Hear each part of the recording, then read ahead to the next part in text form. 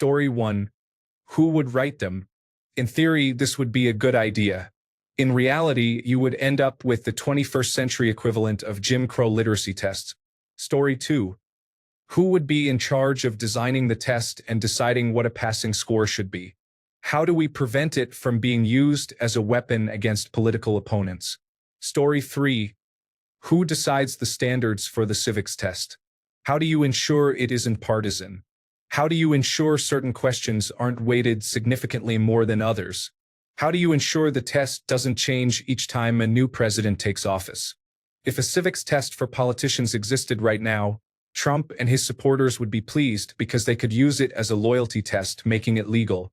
Suddenly, all Democrats would fail the test, while only Trump loyalists would pass. Story 4. This resembles the same type of literacy tests that were used to prevent minorities from voting. If Trump appoints someone to design the test, does holding any liberal beliefs result in an automatic failure? Story 5. I am a police officer in a fairly large city in the South. In the years I have been able to vote, besides President Obama, President Carter, and candidate Harris, no candidate for or person elected to the office of president could have passed the background investigation or psychological evaluation for even the smallest department in my state. Trump, Biden, Vance, and others wouldn't even make it to the first round of testing after one look at their history, professional skills, and mental capabilities. I'm not saying a police officer should be president. I'm saying that, ideally, the president of the United States should be the best person we have, well-educated in a relevant field and well-informed, and without a verifiable past that brings their integrity into question. A civics test wouldn't make a difference. Identity politics would lead to questioning the validity of the text with no investigation or proof, and could even boost the numbers of the candidate who first challenged it. Story 6. Or they could have to pass the written test that every naturalized citizen must pass. If it is good enough for new citizens, it should be good enough for our elected officials. Story 7. Alternatively, require community service throughout their tenure. Make them confront their constituents if they want to take advantage of them. Hold them accountable. Story 8. I will see you that and raise you one. Citizens should pass a basic intelligence, common sense, and empathy test before being allowed to vote. Story 9. On paper, it sounds okay, but in practice, who conducts the test? Who determines the standards? This could be weaponized in about 10 minutes. Story 10. We should not have to rely on tests to keep these individuals out of office. As American citizens, we have allowed the standard to decline to this extent. Story 11. It will be like the tests for employment at Walmart that they used to conduct or maybe still conduct. Have you ever stolen from Walmart? Yes or no? Would you steal if given the chance from Walmart? Yes or no? Story 12. A test won't matter. They would all pass. Here is what you are missing. These politicians are saying what people want to hear so that they can remain in power. Term limits would be a much better filter than a civics test. Story 13. What good do you think that will do? The problems we are facing right now in the United States aren't because politicians don't understand concepts like the separation of powers or the Bill of Rights. Most politicians are lawyers with advanced degrees in law. The problem is that they know what they are doing is wrong, and they do not care. Story 14. I believe you are living in an alternate reality where humanity is truly civilized and things can be achieved through positivity. We are entering a violent dystopia. Pleasant gestures will not prevent that, and certainly not ineffective politicians. The entire political party needs to be replaced with individuals willing to stand up and take action. Story 15. I believe that certain changes could lead to improvements. These include open primaries, ranked choice voting, repealing Citizens United, increasing the number of representatives, implementing certition, eliminating the Electoral College, and enhancing transparency in political donations. Story 16. You must pass a background check to qualify for top secret clearance before you can put your name on the ballot for a federal position. Story 17. The version of this that has been circulating in my mind is that they have to take the United States citizenship test, and their results are publicly posted. There is no requirement other than taking the test. Any reasonable accommodation will be permitted. For example, if a candidate is blind, a reader will be provided, and this will also be posted. They receive one attempt. Story 18. Voting is a fundamental American right, not a privilege based on education or resources. This argument does not recognize that not everyone has the same access to education or resources. Such perspectives often disenfranchise the poor and minorities. Additionally, they further incentivize attacks on public education. Story 19. How about voters passing civics tests before they are allowed to vote? Once the current madness passes, how about requiring every Donald Trump voter to reapply for United States citizenship and take the same test that immigrants must pass? Story 20. I believe Congress will need to address it and vote on it, and we all know that is unlikely to happen. Story 21. Prior knowledge of the law and the government's role and structure does not hold much value if it can be disregarded upon assuming office. Story 22. That 99% would pass and nothing would happen. Politicians may be greedy and selfish, but they are not foolish. Story 23. It wouldn't work. They would just study hard to pass and then completely ignore everything they learned and do what they want anyway. A test that prevents uninformed voters from selecting unqualified candidates would be better. Story 24. A drug test, a background check, and a psychological test. You know the requirements they impose on us for $20 an hour jobs. Story 25. No, I strongly disagree. I support all candidates, regardless of age, having to pass an annual medical observer certification assessment live on camera for transparency, as a screening for dementia or brain damage from traumatic brain injury. Story 26. Make everyone take the citizenship test and publish the results. Failing the test does not prevent them from running. Story 27.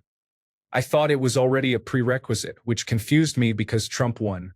That should have been everyone's first red flag. Story 28. I had to pass a test to become a citizen.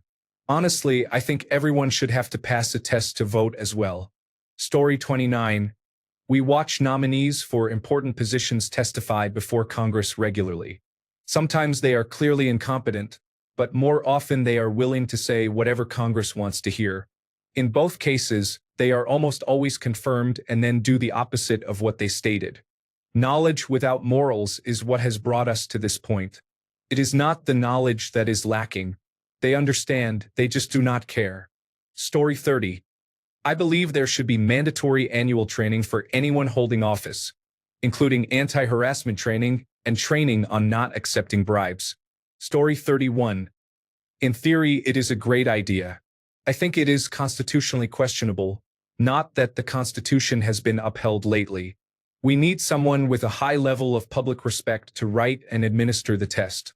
However, at this point, I would settle for someone who is not merely trying to enrich themselves from the office at the expense of others. Story 32. These are supposed to be outstanding individuals, so let's maintain that standard to prevent ignorance and propaganda from having their negative impact. Conduct a civics test and specifically eliminate candidates with a history of ethical concerns. This includes not only convicted felons but also anyone with multiple ethical issues. Story 33. Voters need to step up their game. Donald should never have amassed a following as a statesman. He is an unfortunate joke of a person, lacking in every meaningful way. Story 34.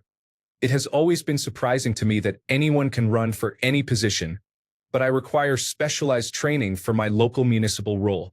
Story 35.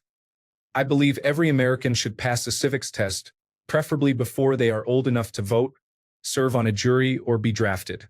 Additionally, I propose mandatory 2-year military or volunteer service after the first 2 years of college, which would be free for everyone, similar to high school. When most people participate in the military, a stronger bond is formed between civilians and the professional military. As a result, more individuals advocate for better treatment of veterans, are more aware of geopolitics, and are less likely to call for war. Story 36. The problem with most politicians is not that they are unintelligent, but that they are immoral and selfish. I doubt any written test will significantly improve the quality of candidates. At best, it will replace the less competent ones with equally devious, intelligent politicians. Story 37. How about we start small and simple? No felonies, charges, or mandatory financial disclosure. It seems pretty straightforward. Story 38. I am completely against it. Consider literacy tests in the Jim Crow South as a reason why. Look at gerrymandering today. Whoever sets the rules controls who can run. Story 39. If we focus more on American and world history and American government in high school, we would produce more knowledgeable citizens who would run for political office. Regarding civics, by exposing our children and youth to learning about citizenship in school, we would develop adults capable of community leadership instead of allowing social constructs and emotional decision-making to dominate. Story 40. I love it. What a hoot. I am pretty sure that the members of the House of Representatives and Lauren Boebert couldn't compete. While we are at it, no appointed department secretary, vice secretary, or major government entity should hold a position without a passing score. Let's make passing this test challenging. 91% correct on the first attempt or no go. Story 41. We require immigrants to pass a civics test before becoming citizens. Why not require the same of those who are implementing the laws and swearing on the Constitution? Story 42. You would end up with every politician being either a lawyer or extremely well advised by lawyers. Dick Cheney would have the second best lawyers explaining the separation of powers and checks and balances, and the best lawyers advocating for the unitary executive principle and how to manipulate the law to undermine checks and balances. A more recent example, civics would include the right to vote as inalienable. However, President Trump's civics make voter ID proof mandatory. These concepts are incompatible. Story 43. We make immigrants do it, so why not? Holding public office should require a minimum understanding of civics, but I feel that scores could be manipulated or certain individuals given preference in some cases. Story 44. I believe we should require a vow of poverty for anyone who takes an elected federal office, meaning that they and their spouse could never hold enough wealth to be anything beyond upper middle class. Story 45. Don't you have to take a civics test to become a citizen? I believe it is only fair that if you want to lead us, you should understand how the government works. Story 46. How about a law degree? Even though there are examples of individuals who would have still succeeded, that will likely never happen anyway. Story 47. That is a terrible idea. Any American with a basic understanding of history can tell you how testing has been abused in the past, with Jim Crow laws being one of the more infamous examples. I am fairly certain Australia had something similar for immigration before, which was considered a blatant abuse because it was used for racist purposes. How would you ensure that no party manipulates the tests to benefit themselves and exclude their rivals? Story 48. We need voters to pass the civics test. You should, at the very least, know the candidates you intend to vote for and what office they serve or their duties. Additionally, you should watch the Schoolhouse Rock video to understand bills and laws before voting on legislation. Story 49. Many of them are lawyers and they understand civics quite well. I would like to see more informed voters. Story 50. In order to do that, we need to actually teach civics in school. Those classes have been cut because learning about American government was considered one of those controversial topics, leading to their removal by certain activist groups. Story 51. Sounds like a nice idea, but in practice it could lead to fascism. It seems reasonable to have restrictions or qualifications for political office, given the power they wield. However, the problem is that introducing a mechanism to disqualify certain individuals from holding office makes it easier for those already in power to abuse it. I recognize we are heading in that direction regardless, but the fewer tools we actively provide to aspiring dictators, the better chance we have of keeping them at bay. Put simply, as soon as you start deciding who others can vote for, you are becoming a fascist. Story 52. It would just turn into another political group that Republicans use to attack the people they dislike. They would legislate that the test must contain right-wing rhetoric, and anyone who disagrees is considered unpatriotic. Story 53. I feel like it wouldn't help. Sure, some politicians are uninformed, but many simply do not care and act based on their desires rather than on informed decision-making. Even if it were passed, it would not last long. The individuals it aims to protect us from would just prepare for the assessment, pass it, And then, once in office, introduce a bill to eliminate the assessment so they could bring in more like-minded individuals. Story 54. No, because the test will just become a formality and ultimately make no difference other than creating an arbitrary barrier for entry into politics. Story 55. They know they are acting illegally and overlooking checks and balances. Their constituents do not know or care either. Story 56. How about before voting as well? It is similar to what legal immigrants must do as part of their path to citizenship. Story 57. I believe anyone can pass a test if they want to, but that does not mean they understand the content. Story 58. I appreciate that the requirements to stand for election in the UK are low enough that almost anyone can become a member of parliament.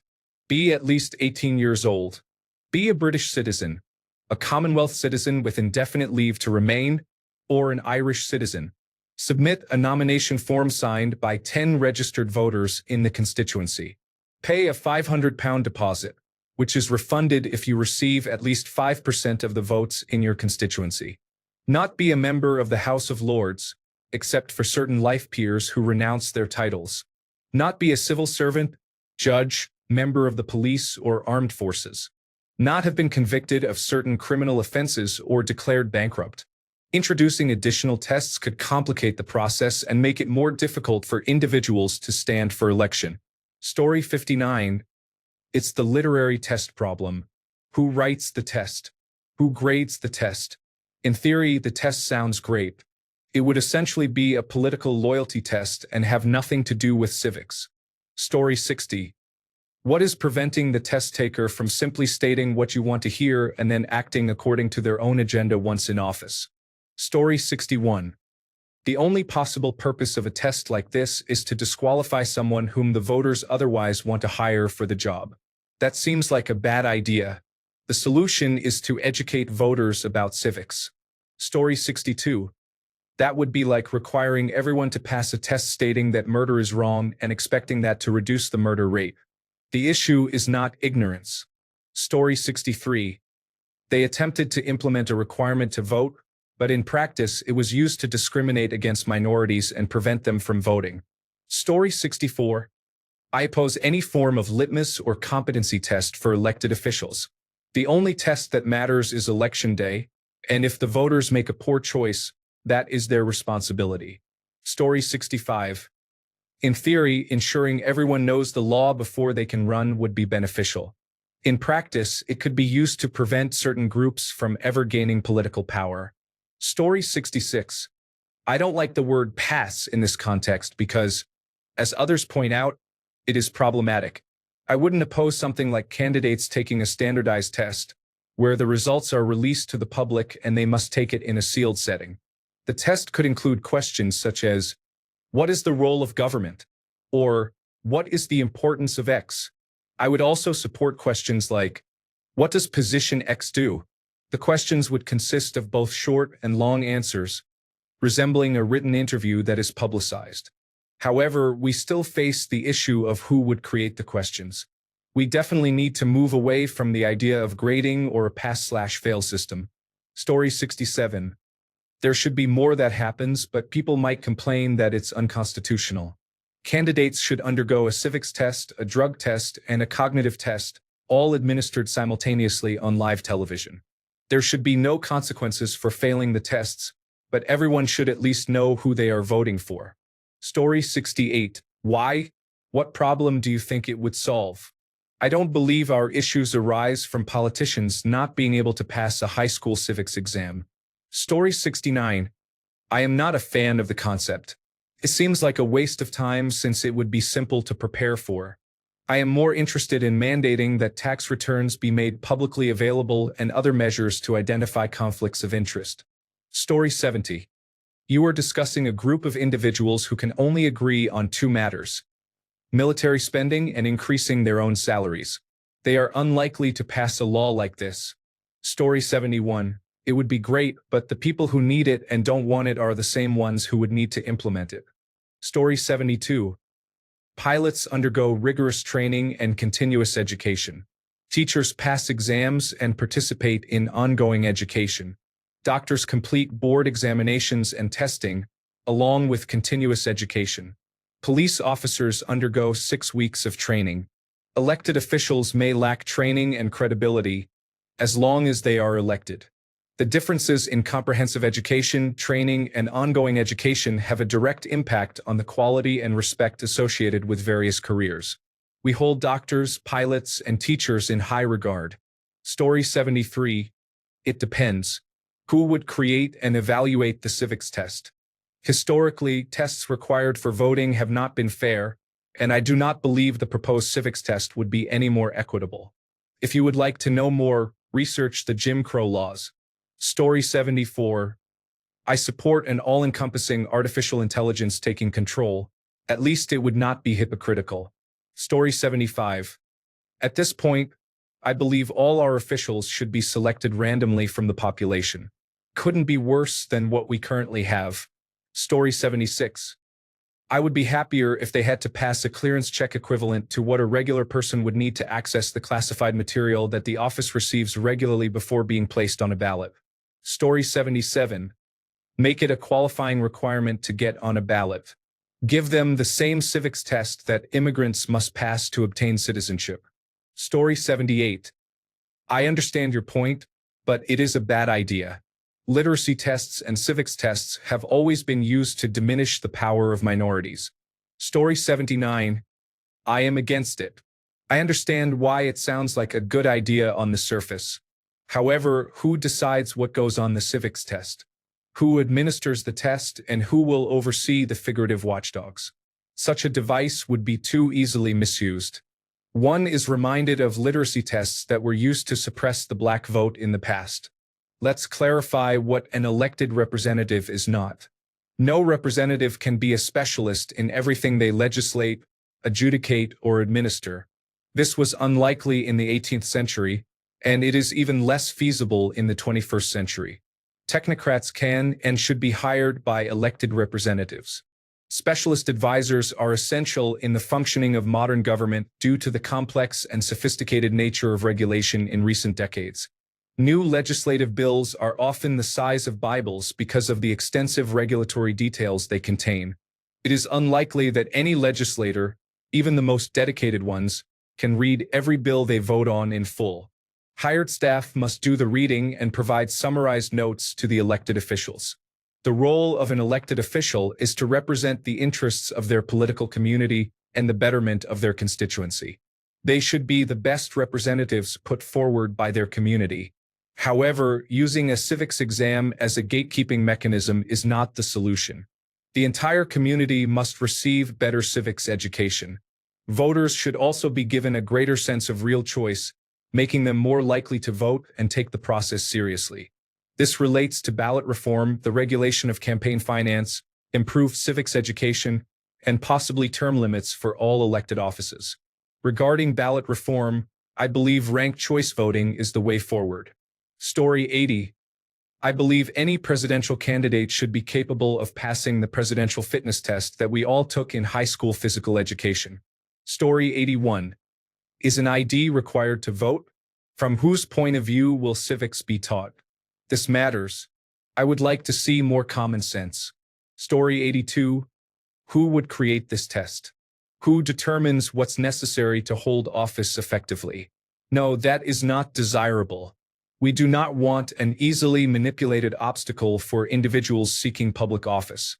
I used to believe that only lawyers or those with governmental experience should serve in government.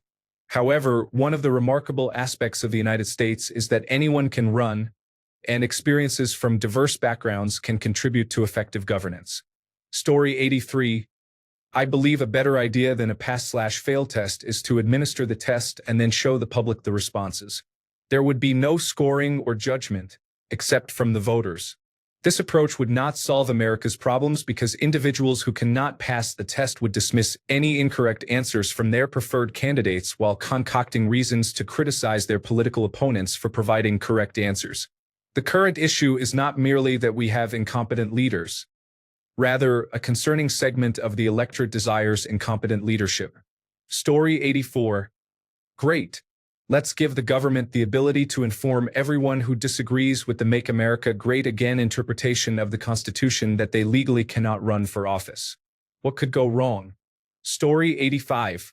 Run? It should be a requirement to vote. John Stuart Mill, the patron saint of liberty, made compelling arguments outlining the philosophical basis for various voting restrictions in his seminal work. Story 86. It never works in practice because someone needs to conduct the test, which allows for bias and discrimination. Story 87. Add massive campaign contribution limits, income limits for representatives, and term limits, and I support the proposal. Story 88. I have seen a working example of this. After a series of incidents a few years ago, the Queensland government requires any candidate for local government to complete a short online course to be eligible for nomination. From memory, it covers topics like corporate structure, position description, government responsibilities, basic civics, and ethics. It takes about an evening to complete. Story 89. I believe that having more standards for politicians than the average McDonald's employee would be wise, yet it seems impossible. However, cognitive tests or even drug testing for those who instituted drug testing laws is apparently considered too much. Story 90. Who cares? I'm a commander anyway. What's the point when nobody abides by the laws and rules intended to establish a foundation as the basis of elections supported by factual votes? Story 91. It would be just the same as holding them to manifestos. They say anything to get elected, then do whatever once they are in office. In this case, it is about passing the test, getting elected, and ignoring the rules. Story 92. Instead of the tired format of televised political debates where presidential primary candidates simply recite talking points and seldom answer the questions posed to them, I have always wanted the moderator to begin the session by presenting a surprise civics quiz. The candidates would have 5 to 10 minutes while standing on stage at their podiums to write down their answers to a uniform set of printed questions. It would be a closed-book quiz with no consulting notes, cell phones, or each other, and no mid-quiz bathroom breaks allowed. Of course, each candidate must include their name on their own quiz. To ensure transparency to the American public, the completed quizzes would be handed to the moderator, then immediately scanned and posted on social media. Viewer entertainment or disgust is guaranteed as the presidential hopefuls who perform poorly offer up excuses for their demonstrated ignorance about the defining principles and documents of this country. Story 93. I think it would be pointless. Those who are not following the Constitution and laws know what they are doing. At this point, Congress and the White House are filled with immature individuals. Like all children, they will continue to push boundaries until someone tells them no. Story 94. Sounds great in theory, but who decides what is on the test? It seems like it could easily be used to exclude based on ideology rather than competence. Story 95. I would love for any person found to have violated the constitutional rights of another to be prohibited from holding any office, position, or publicly funded job. Story 96. That goes against how United States elections work. They are designed so any citizen can run for office. This is a poor question. Involving testing will lead to more corruption. Story 97. You all realize that Trump would be in charge of designing the test, right? I'm afraid of the orange man because he's in charge of the government. We should give the government more power. Story 98. I would like any candidate for either House of Congress or for a cabinet position to pass the federal civil service exam. Story 99. That just proves that they will know what rules they are breaking. I am sure there will be individuals who will argue that such tests are being used to unfairly prevent them from participating, similar to how literacy tests were used to disenfranchise black citizens under Jim Crow laws. Story 100. How about everyone else? We are becoming uninformed about civic knowledge, history, geography, and other basics such as woodworking, metalworking, and automotive skills, not to mention the sciences. One thing that is often overlooked is ethics, which our leaders seem to have in very short supply. Story 101. Good idea, but it won't happen without an amendment to the Constitution. I would love to see a monetary bonus for its passage, but that is unlikely to happen either. Story 102. Sure. This will be fine for a few years, but eventually they will find a way around it. They might bribe the right person or pay someone for advanced test results to cheat, and so on. The reality is that when you create something idiot-proof, nature simply produces a more clever individual. The nature of wrongdoing is to exploit weaknesses, and people will find any opportunity to infiltrate the system because greed is a powerful motivator. Story 103. I fully support it. Not only could Trump not name all 50 states if he had to, but he also colored the American flag incorrectly during his first term while visiting an elementary school. Story 104. You wouldn't prove anything that way. The candidates all know the right answers. There is more profit in campaigning on popular opinions than in promoting good governance. We, the people, are not well informed. Story 105. Forget a test. At the end of the day, it's a job. If you do not have the proper resume, you should not even be able to run. You should either have years of political experience or, at the very least, years of military experience. Story 106. I believe that any proof of concept test for a job that impacts the lives of others is a valuable idea. Some politicians may not understand the basics or may disregard them. When a policy is proven effective, we can build upon it, just as our Constitution anticipated future challenges and possibilities. I would like to see everything stripped back to the Constitution and the Bill of Rights and rebuild from there. Story 107. The rational answer may seem to be yes. However, logically, we want the freedom to decide and vote for ourselves, regardless of the beliefs others hold. To change civic matters that are necessary for progress, it must be determined to be marginally popular, preferably with proof. People disregarding their vote is the reason we are where we are.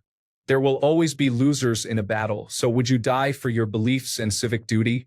By using the word vote, I also mean action, and historically, the lack of action until escalation is irreversible. Escalation is inevitable because complacency is weakness for the opportunistic to exploit. Story 108. It would probably be better than an IQ test like in the movie Idiocracy. Then some random person could become president, which may not be a terrible idea. A better idea could be jury duty. Citizens should serve their community and contribute to society. If they do not already contribute, they should collect a tax for their efforts, promoting redistribution. Story 109. A basic psychological screening for any of the dark tetrad traits would be very useful. It would likely exclude about 70% of all Republican candidates. Story 110. I don't mind. Considering my generation is starting to fill the ranks of Washington and the state offices and my generation is not informed, I think a good civics test might be in order. Story 111. Naturalized immigrants must learn more about civics to earn their citizenship than many positions of authority in this country, from the president to the police. Story 112. I am torn. A civics test could ensure candidates are not completely clueless about government, which would be a nice change. Imagine fewer people saying they will just wing it. However, it could disadvantage capable individuals who are not good test takers. And let's be honest, a high score does not guarantee integrity. Voters can already see through the obvious shortcomings, can't they? What are your thoughts? Would it help or just complicate things? Story 113. Former lawyer who worked with citizenship and immigration policies in Australia. Initially, I believed in a true representative democracy where individuals should be chosen for positions based on their qualifications, independent of test scores. This approach can exclude the people most affected by these roles.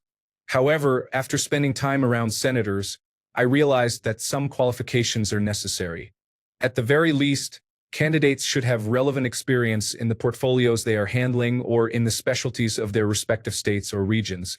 Now, it is evident that any test or qualification implemented would ultimately be altered to benefit the ruling class and those who uphold systems that serve their interests, regardless of the cost to others. I find myself reverting back to my original thought, feeling confused and frustrated about what action to take. Perhaps a combination of both approaches is needed. It often feels like throwing darts blindfolded, trying to make decisions based on the reactions of a crowd that may not even be the audience you are facing. Story 114. Let's start with police officers needing to pass a basic level of aptitude. They are becoming less competent. The least capable student from your high school is now in a prominent position in your local police department. Story 115. Civil service exams were once common, but their current status is unclear. However, a basic competency exam should be a part of every hiring process, including assessments of moral competency. Story 116. The issue is the same as with all standardized tests. Who is writing them? What biases do they hold? Why should these biases disadvantage individuals with genuine intentions for civil service who may struggle to pass a test designed by those with such biases? Story 117. Irrelevant. Even someone who intends to harm the country could pass a simple civics exam. Passing a test does not guarantee they will follow the Constitution once they obtain power. Story 118. If there were to be a test, it should assess narcissism and similar traits. Anyone who hints at having such traits should be expelled from any election and investigated for potential crimes. Story 119. No, it seems that someone with knowledge would be more suitable for office and would demonstrate their understanding, leading voters to recognize their competence. However, here we are. There are many individuals in office at local, state, and federal levels who lack basic knowledge. It appears that the more one behaves like a barfly getting into a drunken fistfight over a mere glance, the more likely they are to get elected. Story 120. Remember that southern states used to require people to pass tests in order to vote, and we all understand the underlying goal of that practice. Absolutely not. Story 121. Sounds reasonable to me, but it would be difficult due to the current hypocritical regulations and rules across all the agencies. Story 122. In the state of Arizona, you must pass a civics test to graduate from high school. This requirement should be implemented everywhere. Story 123. Are you proposing yet another check and balance? Yes, good idea, do that. The previous ones have worked so well. Story 124. Outstanding idea, but perhaps not for the reason you think. These tests should be written not necessarily to screen for ethical or competent candidates, but to serve as a record, a benchmark of each candidate's claims about their own competence and ethics. Later on, when constituents need to rid themselves of a hypocrite, the incumbent's own words will condemn them if we choose to hold them responsible for what they tell us. Story 125. There should be many standardized tests that anyone running for public office should take, covering ethics, basic competency, and everything in between. Story 126. Understanding how government functions mechanically does not reflect your ability to ignore the rules or misuse the system. It also does not indicate your capacity to create and implement policy. Story 127. The worst politicians are the ones who can pass those tests. I do not want intelligent politicians. I want relatable politicians because that is harder to come by. Instead, we should pay them based on the median income of their district. The money-driven candidates will either move to affluent areas that do not require much change or actually perform well in their roles. Story 128. A civics test is not the same as a morality test or a lie detector. It evaluates what a candidate knows about civics, not their intentions. Candidates can study and prepare for it. If resources are to be allocated to solutions, they should likely be directed towards enforcing already established rules and ideals. Thanks a bunch for sticking around till the end of the video. Remember to subscribe, and until next time, stay awesome and goodbye.